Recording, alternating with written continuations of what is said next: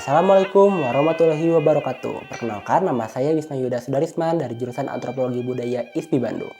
Di sini saya akan membahas tentang presentasi masalah kebudayaan melalui perspektif salah satu teori budaya dengan tema mitos cadas pangeran. Seperti yang kita tahu, Indonesia ini kaya akan budaya dan tradisi. Salah satunya adalah tradisi lisan, yang dimana tradisi akan membagikan cerita dari mulut ke mulut masyarakat setempat. Seperti salah satunya cerita yang terkenal di Jawa Barat adalah mitos cadas pangeran.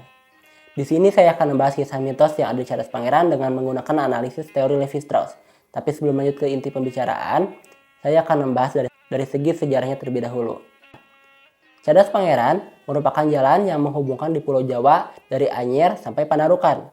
Awal mulanya, Cadas Pangeran ini dibangun pada tahun 1808 oleh kolonial Belanda yang pada saat itu dipimpin Gubernur Jenderal Herman Willem Daendels.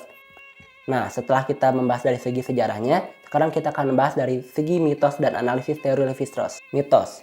Di Jalan Cadas Pangeran terdapat beberapa mitos, tapi di sini saya akan mengambil beberapa saja yang menurut saya penting dan relevan dengan menggunakan analisis Levi-Strauss. 1. Permisi saat melintas. Beberapa masyarakat percaya agar bisa selamat melewati Jalan Cadas Pangeran, kita harus melakukan permisi dengan cara membuang rokok agar penunggu di sana tidak marah dan kesal kepada kita karena kita sudah tidak sopan. Kedua, adanya ular raksasa.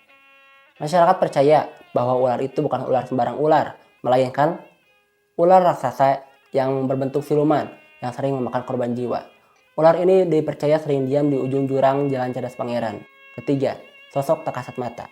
Banyak masyarakat yang menyaksikan mereka sering melihat sosok tak kasat mata di Jalan Cadas Pangeran ini, yang dimana warga sering menjadi takut kalau melintas Cadas Pangeran pada waktu yang tertentu, apalagi bagi pengendara motor atau pengendara mobil yang berkendara sendirian.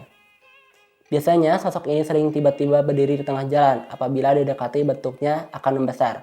Bahkan katanya pernah ada tukang ojek online yang diminta tumpangan oleh sosok wanita pas di tengah perjalanan, wanita itu udah gak ada. 4. Adanya mitos Trisula.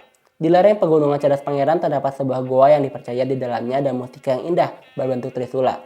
Dipercaya mustika itu tidak mudah didapatkan karena dijaga oleh sosok siluman yang selalu siap apabila ada orang sombong dan akuh ke sana. Nah, setelah kita membahas dari segi mitosnya, sekarang kita akan membahas dari segi analisis teori Levi-Strauss. Dalam konteks mitos-mitos di Cadas Pangeran, kita dapat menerapkan analisis teori Levi-Strauss seperti berikut. 1. Binder dan oposisi. Permisi saat melintas dengan membuang rokok menciptakan oposisi antara tindakan dan sopan dan ketakutan terhadap ular raksasa atau sosok tak kasat mata. Ini mencerminkan tentang antara norma-norma sosial dan ancaman supranatural. Kedua, transformasi dan simbolisme. Analisis Levi-Strauss akan menyoroti transformasi dan mitos tentang sosok tak kasat mata yang membesar dan menakutkan.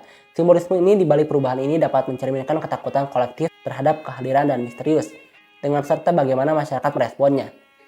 3. Fungsi sosial. Levi-Strauss akan mendalami fungsi sosial mitos-mitos ini. Mungkin ada kaitan antara permisi saat melintas dengan menjaga perilaku sopan santun dan rasa hormat terhadap supranatural, yang pada gilirannya dapat memperkuat norma-norma sosial masyarakat. Keempat, masyarakat dan mitos. Dengan fokus pada mitos tentang Trisula yang dijaga oleh sosok siluman, analisis ini akan mencari hubungan antara pencarian mustika dan nilai-nilai seperti kerendahan hati atau menghindari sikap sombong. Hal ini dapat mengungkapkan struktur dalam masyarakat terkait hierarki dan nilai-nilai yang dijunjung. 5. Konteks sejarah. Mengingat sejarah Cadas Pangeran yang terbangun oleh Belanda pada tahun 1808, dengan menggunakan analisis Levi-Strauss, kita dapat melihat antara hubungan dan mitos-mitos ini dan pengaruh kolonial serta perubahan sosial yang terjadi pada waktu itu. Nah, seperti itu teman-teman. Jadi, kita itu agar bisa memahami tentang mitos-mitos, kita juga harus bisa memahami analisis teori tersebut.